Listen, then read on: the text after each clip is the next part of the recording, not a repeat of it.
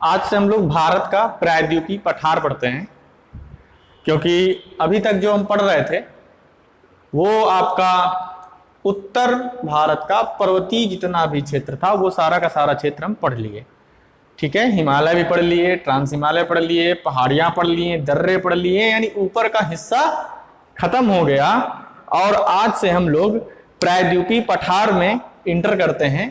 प्रायद्वीपीय पठार, ठीक है, जो एक्चुअल में हमारे पास जो हिस्सा है भारत का, यानी ये जो प्रायद्वीपीय पठार है यही आपका एक्चुअल हिस्सा है जो अफ्रीका महाद्वीप से अलग होकर आया था। कहां से? ये वाला एरिया, ये आप जो देख रहे हैं ये पूरा ऐसे करके ये इतना हिस्सा अफ्रीका महाद्वीप से कट के अलग हुआ था और उत्तर की तरफ प्रवाहित हुआ था। ये सारी चीजें हम लोगों ने पीछे वाले वीडियो में सब चर्चा कर चुके हैं। ठीक है, ये आपका ये आप जितना भी देख रहे हैं इसका विस्तार कहां से कहां तक है, ये सब चीज एक एक करके हम लोग पूरा पढ़ेंगे। ठीक है, पहले हम जान लेते हैं प्रायद्वीपीय पठार, यानी प्रायद्वीपीय मतलब क्या होता है। प्रायद्वीपीय मतलब होता है वह स्थलखंड, प्रायद्वीपीय मतलब होता है वह स्थलखंड या वह भूखंड जो तीन तरफ से जल से घिरा हुआ होता है, उसे बोलते हैं हम लोग प्रायद्वीप। ठीक है, सबसे पहले आ जाता है महाद्वीप। महाद्वीप का मतलब एक बड़ी जलराशि एक बड़े भूखंड को चारों तरफ से घेर ले, उसे बोलेंगे महाद्वीप। द्वीप एक छोटा सा भूखंड जिसके चारों ओर जलराशि होती है वो हो जाता है द्वीप। प्रायद्वीप उसी महाद्वीप में सटा हुआ प्रायद्वीप होता है, सटा हुआ भूखंड प्रायद्वीप होता है।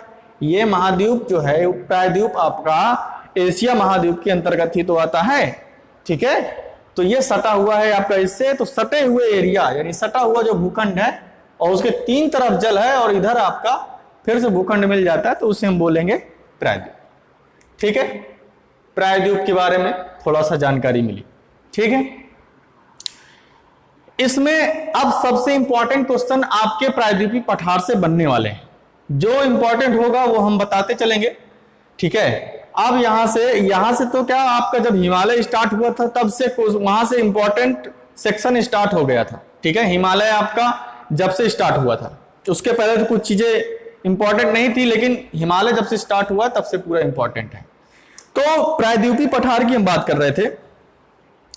तो प्रायद्वीपीय पठार आपका गोंडवाना लैंड का हिस्सा माना जाता है, प्राचीन गोंडवाना का भूमि है। ठीक है, इसकी औसत ऊंचाई कितनी है? 600 से 900 मीटर, यानी सामान्य धरातल से जो ऊंचा होता है और चट्टान के रूप में विस्तारित होता है। ठीक है, तो उसे हम क्या बोलेंगे? पठार। ठीक है, पठार क्या होता है? समतल मैदान से कुछ मीटर ऊंचा, समतल मैदान से कुछ मीटर ऊंचा एक समतली चट्टान के रूप में जो क्षेत्र होता है उसे हम बोलते हैं पठार। तो इसी प्रकार यह जमीन से यानी भूमि से यानी मैदान से लगभग 600 से 900 मीटर की ऊंचाई पर होता है ये। ठीक है, पठार। इसके बाद में इसका विस्तार अगर हम लोग देखें, इसका विस्तार कहां से कहां तक है, तो हम लोग देखते हैं ये आपका पूरा का पूरा अरावली पर्वत श्रेणी है। ठीक है, अरावली पर्वत श्रेणी, जैसा कि हम लोग जानते हैं अरावली पर्वत श्रेणी बहुत प्राचीन है, द्वितीय युग की अरावली पर्वत श्रेणी है। आर्कियन क्रम की चट्टानों से, आर्कियन या धारवाड़ क्रम की चट्टानों से निर्मित है, तो सबसे पुरानी है, क्योंकि गोंडवाना लैंड ही पुराना है तो ये भी पुरानी हो गई। ठीक है, तो ये आपका अरावली पर्वत श्रेणी ये आपका पूरा फैला है कहां से कहां तक? ये आपका गुजरात है, ये आपका पूरा गुजरात है। गुजरात में ये आपका जगह कौन सा है? पालनपुर। पालनपुर से लेकर ये आपका दिल्ली है, यहां पे दिल्ली है। दिल्ली में एक स्थान है मजनू का टीला, यानी इसका विस्तार गुजरात से लेकर दिल्ली तक पूरा खड़े कगार के रूप में है। ठीक है, और हाँ एक बात और आप जान लीजिए कि आपका अफ्रीका महाद्वीप ऐसे करके था। ठीक है, अफ्रीका महाद्वीप से ये जब अलग हुआ, कोई भी चीज है, जैसे कोई भी चीज है, आप इसी को मान लीजिए पेन और ये सी मार्कर को मान लीजिए, ये मार्कर को हमने अलग किया तो एक खड़े कगार के रूप में, कगार का मतलब एक तो बिल्कुल सीधे, ठीक है, दीवार जैसे होती है, दीवार में आप चढ़ के देखिए तो एक बिल्कुल सीधे दिखता है, बड़े ऊंचाई चोटी में चढ़ के देखिए बिल्कुल सीधे ऐसे देखिए, ठीक है, तो कगार का मतलब बिल्कुल सीधे होता है। तो ये जब इससे अलग हुआ था तो खड़े कगार के रूप में आज भी पूर्णतः विस्तृत है, खड़े कगार के रूप में ये अलग हुआ था उससे। इसी प्रकार अरावली पर्वत श्रेणी आपकी एक कगार के रूप में कह सकते हो, एक श्रृंखला के रूप में पूरी निर्मित है, ठीक है। ये हमारे भारत की प्राचीन पर्वत श्रेणी है और भारत की नहीं अपितु पूरे विश्व की जो प्राचीन वलित पर्वत हैं, जैसे रॉकीज हो गया, एंडीज हो गया, ठीक है, आल्प्स पर्वत हो गए, ये जितने भी विश्व के प्राचीन पर्वत, मोड़दार पर्वत हैं, उन पर्वतों में से एक है आपका अरावली पर्वत, ठीक है। इसका विस्तार आपका गुजरात के पालनपुर से लेकर दिल्ली के मजनू टीला तक है। इसके बाद में इसके नीचे हम लोग थोड़ा सा आ जाएं तो ये आपका मालवा का पठार मिल जाता है, ठीक है, इसके अंतर्गत मालवा का पठार, ठीक है।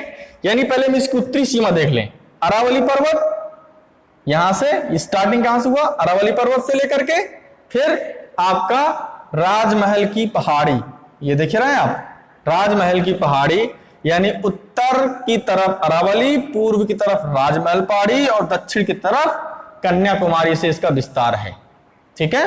ये देखिए अरावली, विंध्याचल पर्वत और राजमहल पहाड़ी, इसकी दक्षिणी सीमा कन्याकुमारी, ठीक है। इसकी ढाल की बात करते हैं, उत्तरी जो ढाल है, ठीक है, ये ढाल, उत्तरी जो ढाल है वो उत्तर और पूर्व की तरफ है, यानी ये जो ढाल है, ये ढाल ऐसे इधर है, इधर यानी इधर की तरफ ढाल है, वो कैसे, वो नदियों के आधार पे डिसाइड किया गया है, क्योंकि यहां से जो नदी निकली, यहां से मालवा के पठार से चंबल निकली, सिंध निकली, काली निकली, बेतवा निकली, यानी जितनी भी नदियां निकली उनको तो इधर आना चाहिए। ये है आपका का अरब सागर, ये है आपका अरब सागर, और अरब सागर में आके उनको गिरना चाहिए था, क्योंकि ये नजदीक है, आ नहीं रहे क्या, ठीक है, ये आपका नजदीक पड़ता है ये सागर, लेकिन ये करती क्या है, ये नदियां सारी की सारी बहकर कहां पे जाती हैं, यमुना नदी में जाके मिलती हैं, ये नदियां सारी की सारी कहां पे, यमुना नदी में जाके मिलती हैं, ठीक है, चंबल सिंध बेतवा। तो इससे मालूम चल जाता है क्योंकि नदी यानी पानी जिधर ढाल होगा उधर बहेगा ना, यानी इसका, यानी ये जो नदियां निकलती हैं, यमुना नदी कहां से निकलती है, ऐसे उत्तराखंड से निकलती है, तो ये सारी नदियां आके यहां पे आके मिलती हैं, ये सारी नदियां, 3-4 नदियां यहीं से निकलती हैं और आके यहां पे मिलती हैं, ठीक है। इसके बाद में इसका जो है, हाँ अब इसके देख लेते हैं कितने कितने भाग हैं, ठीक है, एक एक करके थोड़ा थोड़ा पढ़ लेते हैं, आज केवल इसकी संक्षिप्त जानकारी लेंगे। अरावली पर्वत श्रेणी आपकी उत्तर में है, उसके बगल में आपका बुंदेलखंड का पठार है, ये बुंदेलखंड का पठार आपका झांसी और एमपी के बिल्कुल बीचों बीच में है, और बघेलखंड का पठार भी आपका थोड़ा एमपी में ज्यादातर आ जाता है और हल्का सा बिल्कुल यूपी में लगता होगा, मुख्यतः एमपी में है, ठीक है।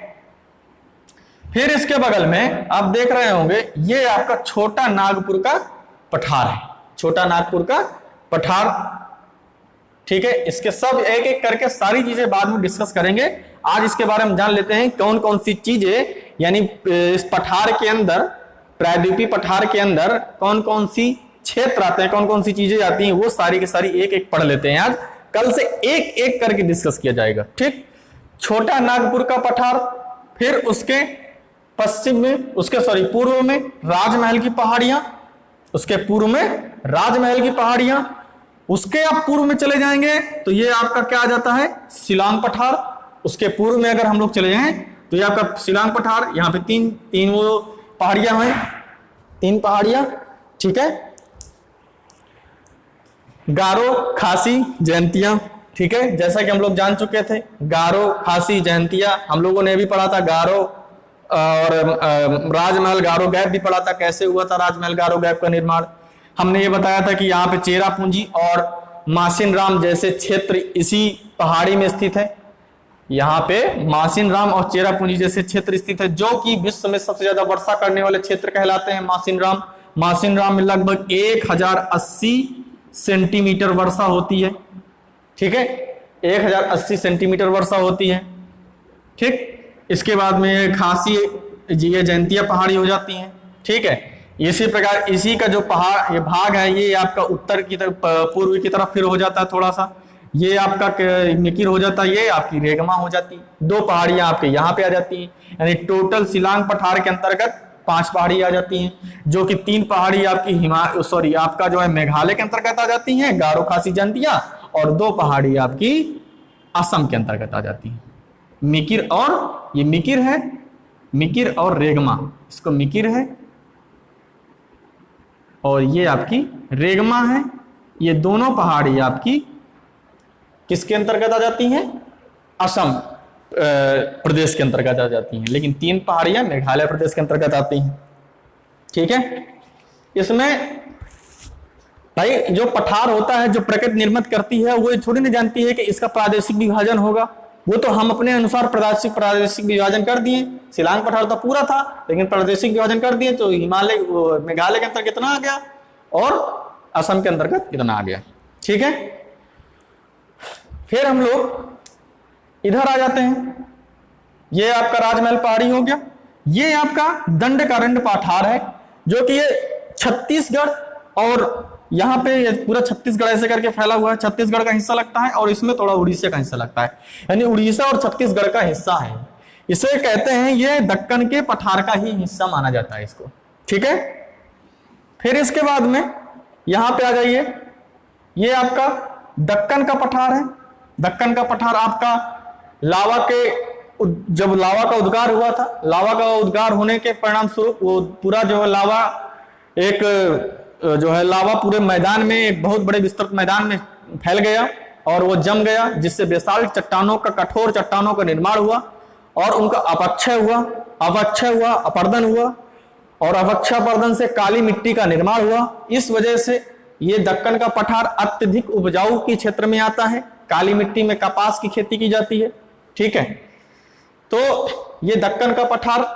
ठीक है, एक बात बहुत बार बार हम लोग कभी सुनते हैं, अपक्षय और पर्दन, ये थोड़ा सा क्लियर हो जाए क्योंकि अधिकतर यूज होता रहेगा, आगे चल के यूज होता रहेगा।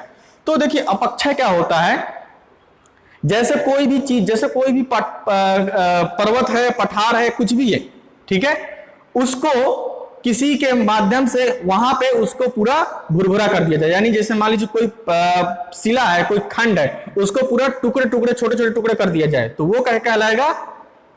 अपक्षय। ठीक है, वो क्या कहलाएगा? अपक्षय। यानी जो उस पठार या उस क्षेत्र का छोटे छोटे टुकड़ों में विभाजन हो जाए, बहुत छोटे छोटे महीन टुकड़ों में विभाजन हो जाए, वो अपक्षय कहलाता है। ठीक है, अपर्दन जो हवा के माध्यम से, पानी के माध्यम से वो पूरा का पूरा हिस्सा कट के चला जाए, वो कहलाएगा अपर्दन।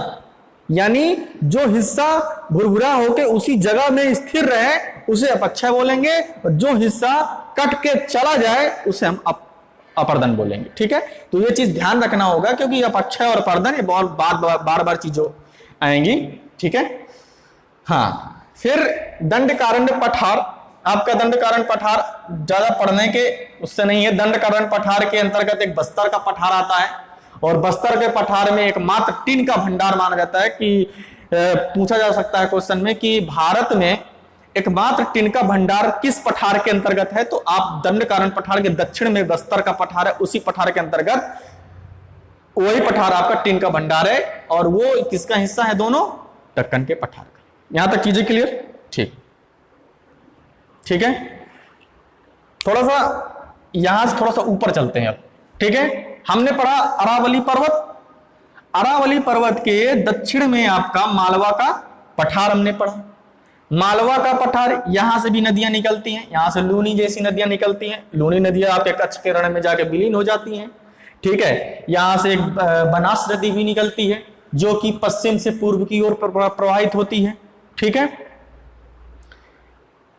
इसके बाद में हमने मालवा का पठार पढ़ लिया। उसके दक्षिण में आपका विंध्याचल पर्वत श्रेणी है। उसके दक्षिण में आपका विंध्याचल पर्वत श्रेणी है। यह प्रमुख रूप से आपका एमपी में ही पूरी तरह से फैला हुआ है। ठीक है, विंध्याचल पूरी पर्वत श्रेणी है एमपी में फैली हुई है। इसके बाद में आपका यह सतपुड़ा पर्वत श्रेणी आप देख रहे होंगे। सतपुड़ा पर्वत श्रेणी है, इसमें 3 पर्वत आ जाते हैं। सतपुड़ा हो जाता है और इसमें आपका मैकाल पर्वत हो जाता है, महादेव पर्वत हो जाता है। ये सारे के सारे पर्वत किसके अंतर्गत आ जाते हैं? सतपुड़ा के अंतर्गत आ जाते हैं। और एक राजपीपला भी आ जाता है। ठीक है, तो ये पूरी श्रृंखला है। जब एक एक करके पढ़ेंगे तो सारी श्रृंखलाएं बताएंगे। इसी श्रृंखलाओं में से आपका जब आगे आप पढ़ेंगे, सतपुड़ा के जब पूर्व की तरफ जाएंगे तो वहां पे आपका महादेव, ठीक है, महादेव के आगे मैकाल पर्वत, मैकाल पर्वत में स्थित कौन सी चोटी है? अमरकंटक। और अमरकंटक चोटी से ही आपकी नर्मदा और सोन नदी निकलती है। नर्मदा आपकी कहां पे बहती है? नर्मदा आपके भ्रंश घाटी में बहती है। और सोन नदी कहां चली जाती है? सीधे गंगा में मिल जाती है। ठीक है, नर्मदा भ्रंश घाटी में बहती है। ठीक, नर्मदा भ्रंश घाटी में बहती है। भ्रंश घाटी का मतलब होता क्या है? मान लीजिए ये समतल मैदान है, मान लीजिए यह समतल मैदान है और इसी में कोई भी जगह होगी, यानी इसी मैदान में कोई क्षेत्र होगा जो धंसा हुआ होगा, ऐसे करके होगा। यह मैदान है आपका और यह क्षेत्र धंस गया है, इधर भी ऐसे करके, इधर भी ऐसे करके। ये जो बीच में धंसा हुआ क्षेत्र है इसे हम बोलेंगे भ्रंश घाटी। ठीक है, यानी मैदान के जो बीचों बीच क्षेत्र धंस जाए उसे भ्रंश घाटी बोलते हैं। तो नर्मदा नदी भ्रंश घाटी में बहती है। भ्रंश घाटी में बहने की वजह से ये आपकी कहां पे करती है? अरब सागर में। अगर ये भ्रंश घाटी में ना बहती तो ये आपकी गंगा नदी, गंगा जैसी बड़ी नदियों या यमुना जैसी नदियों में जाकर ये भी मिल जाती, जैसे सोन नदी मिल गई। ठीक है, सोन नदी तो खैर सीधे गंगा में ही जाकर मिली है। कुछ नदियां जैसे मान लीजिए ये मालवा के पठार की नदियां, मैक्सिमम नदियां आपकी यमुना नदी मिल जाती हैं। यमुना नदी का समग्र जल फिर आपका इलाहाबाद में जाके मिल जाती है, पूरा संगम बनाती है। ठीक है, फिर इसके उत्तर में नर्मदा नदी बह गई और दक्षिण में आपकी इसी के सतपुड़ा पर्वत के उत्तर में नर्मदा नदी और दक्षिण में आपकी तापी नदी। ठीक है, ये नर्मदा नदी उत्तर में और इसके दक्षिण में तापी नदी।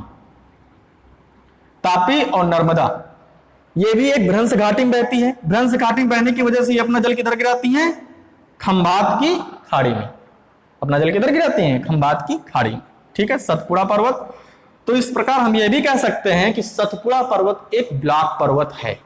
भारत का एकमात्र पर्वत सतपुड़ा पर्वत जो कि एक ब्लॉक पर्वत है। ब्लॉक पर्वत का मतलब यह हो गया कि एक ऐसा पर्वत जिसके अगल बगल नदियां हैं और बीच में वो खड़ा हुआ है, यानी ब्लॉक है पूरी तरह से। ना आदमी इधर से जा सकता है ना आदमी उधर से आ सकता है। तो पूरी तरह से एक नदियों के बीच में, जो दो नदियों के बीच में खड़ा हुआ भूखंड होता है, उसे हम ब्लॉक पर्वत बोलते हैं। तो इस प्रकार हमें कह सकते हैं कि सतपुड़ा एक ब्लॉक पर्वत भी है।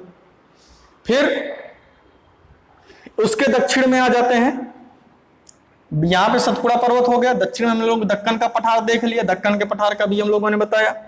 इसके बाद में सबसे ज्यादा इंपॉर्टेंट जो चीजें हैं, सबसे ज्यादा एग्जाम में पूछी जाने वाली चीजें, पश्चिमी घाट पर्वत एंड पूर्वी घाट पर्वत। इन दोनों पर्वतों से क्वेश्चन पूछे जाते हैं। ठीक है, इन दोनों पर्वतों से क्वेश्चन पूछे जाते हैं। पश्चिमी घाट पर्वत आपका गुजरात से लेके पूरा कन्याकुमारी तक फैला हुआ है। इसी प्रकार पूर्वी घाट पर्वत आपका यहां से लेकर के स्वर्ण रेखा नदी आपकी यहीं से बहती है। स्वर्ण रेखा नदी आपका इसी पठार से, छोटे नागपुर के पठार से स्वर्ण नदी निकलती है। दामोदर नदी भी इसी से निकलती है। और ये दामोदर नदी इसको 2 भागों में बांट देती है, यानी इस छोटे नागपुर के पठार को 2 भागों में दामोदर नदी बांट देती है। ऊपर का पठार जो कहलाता है हजारीबाग का पठार, ठीक है, हजारीबाग का पठार, और नीचे का कहलाता है रांची का पठार, रांची का पठार। ठीक है, तो इस प्रकार ये दामोदर नदी इसको बीचों बीच से काट देती है। तो इस प्रकार हम ये भी कह सकते हैं कि दामोदर नदी भी किस में एक बहती है? भ्रंश घाटी में बहती है। तो यहां से हमको मालूम चल गया भारत की 3 ऐसी नदियां हैं जो भ्रंश घाटी में बहती हैं। कौन कौन सी? एक नर्मदा, एक तापी और एक आपकी दामोदर नदी। ठीक है, दामोदर और स्वर्णरेखा जैसी नदियां आपकी यहीं से निकलती, ठीक है। फिर अब ये पश्चिमी घाट पर्वत और ये पूर्वी घाट पर्वत। पश्चिमी घाट पर्वत एक खड़े कगार के रूप में, खड़े कगार मतलब आप यहां पे खड़े होइए, बिल्कुल समतल सपाट सीधे, कुछ दिखे, ढलान नहीं है, ढलान ऐसे है, पूरा ऐसे खड़ा है ऐसे, ठीक है। ये कगार के रूप में खड़ा है और ये पूरा निरंतर है, ये कटा फटा नहीं है। लेकिन पूर्वी घाट पर्वत बहुत ज्यादा कटा फटा है। क्यों? क्योंकि यहां से अब देखिए आप, अब इसका जो हमने क्या बताया था, ये जो यहाँ की नदियां थी ये आपकी गंगा नदी में जाके मिलती हैं। इसी प्रकार यहां से बहुत सारी नदियां निकलती हैं, कावेरी, कृष्णा, गोदावरी, सब पश्चिमी घाट पर्वत से निकलती हैं। लेकिन अपना जल कहां पे गिराती हैं, मुहाना कहां बनाती हैं? आपकी मुहाना सारी की सारी नदियां, मैक्सिमम नदियां आपकी यहां पे जितनी भी बड़ी नदियां पश्चिमी घाट पर्वत की सारी नदियां आपकी पूर्वी घाट में मुहाना बनाती हैं। जब पूर्वी घाट में मुहाना बनाएंगी तो क्या जाहिर सी बात है कि उस पूर्वी घाट पर्वत को बहुत ज्यादा काट छांट देंगी, बहुत ज्यादा काट छांट देंगी। यानी ये हर जगह से कटा हुआ है, दामोदर हो गया, गोदावरी हो गया, कृष्णा हो गया, कावेरी हो गया, ये जितनी भी बड़ी नदियां हैं ये सब की सब यहीं बहती, यानी इधर पूरा अपना जल गिराती, ठीक है। ये पूरा इसको कटा छटा है, पूरी तरह से ये कट गया है। लेकिन ये क्रमबद्ध तरीके से, क्योंकि यहाँ पे नदियां नहीं है, नदियां गिरती नहीं है, इस पे छोटी मोटी नदियां गिरती हैं, ठीक। और ये पश्चिमी घाट पर्वत और ये पूर्वी घाट पर्वत जिस स्थान पे मिलते हैं आके, उसको बोलते हैं नीलगिरी पर्वत। नीलगिरी पर्वत, और नीलगिरी पर्वत की सबसे ऊंची चोटी कौन सी है? आपकी सबसे ऊंची चोटी डोडा बेट्टा, सबसे ऊंची चोटी डोडा बेट्टा नीलगिरी पर्वत की। नीलगिरी पर्वत के नीचे आप चाहेंगे, ये आपका नीलगिरी पर्वत हो गया, इसके नीचे जाएंगे आप तो आपको मिलेगा अन्नामलाई पर्वत, अन्नामलाई पर्वत, ठीक है। और इसी पर्वत में सबसे ऊंची चोटी इस पर्वत की अन्नाई मुड़ी है, जो कि पूरे दक्षिण भारत की सबसे ऊंची चोटी है, जिसकी ऊंचाई 2695 मीटर है।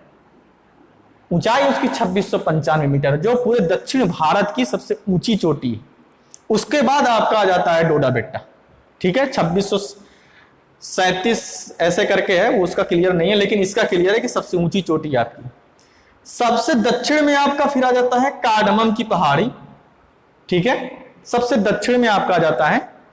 नीलगिरी के दक्षिण में अन्नामलाई, अन्नामलाई के दक्षिण में कार्डमम की पहाड़ी, फिर नागरकोइल भी पहाड़ी है, ठीक है। ऐसे करके सारी की सारी चीजें कार्डमम पहाड़ी, कार्डमम पहाड़ी बोलते हैं इसको, या इलायची पहाड़ी बोलते हैं, क्योंकि यहाँ पे इलायची बहुत ज्यादा मात्रा में पाई जाती है। ये आपका संक्षिप्त जानकारी हुई प्रायद्वीपीय पठार के अंतर्गत। अब जितना भी हमारे पास इंपॉर्टेंट चीजें रहेंगी, जो भी एग्जाम के पॉइंट ऑफ व्यू से रिलेवेंट होंगी, एग्जाम के पॉइंट ऑफ व्यू से महत्वपूर्ण होंगी या मानी जाएंगी, उनको सबको एक एक करके पढ़ेंगे। अरावली पर्वत को भी हम पढ़ेंगे, ऐसे करके मालवा, विंध्याचल, सतपुड़ा, जो इंपॉर्टेंट होगा सारे के सारे एक एक करके सारी चीजें पढ़ेंगे। सब ज्यादा टाइम हम लोग लेंगे पश्चिमी घाट पर्वत और पूर्वी घाट पर्वत में, इनसे क्वेश्चन बहुत ज्यादा बनते हैं एग्जामों में, ठीक है। तो आज यहीं तक रहने देते हैं, इसके बाद कल से हम लोग एक एक करके चीजें सारी पढ़ेंगे। और ये क्लास यानी ये प्रायद्वीपीय पठार का हिस्सा पढ़ने के लिए आपको इसमें समय लगेगा, और मैक्सिमम क्वेश्चन भारत के भूगोल से पूछे जाते हैं। भारत के भूगोल से अगर पहाड़ी क्षेत्र से पूछे जाते हैं तो ट्रांस हिमालय और हिमालय और दक्कन के पठार में पश्चिमी घाट और पूर्वी घाट पर्वत से, बस ये मैक्सिमम आपके यहीं से क्वेश्चन पुटअप होते हैं, ठीक है। तो इसमें समय लगेगा लगभग 1 से 2 दिन या 3 दिन भी हो सकता है, जब तक समय लगे आप थोड़ा धैर्य बना के बैठे, ठीक है, ठीक।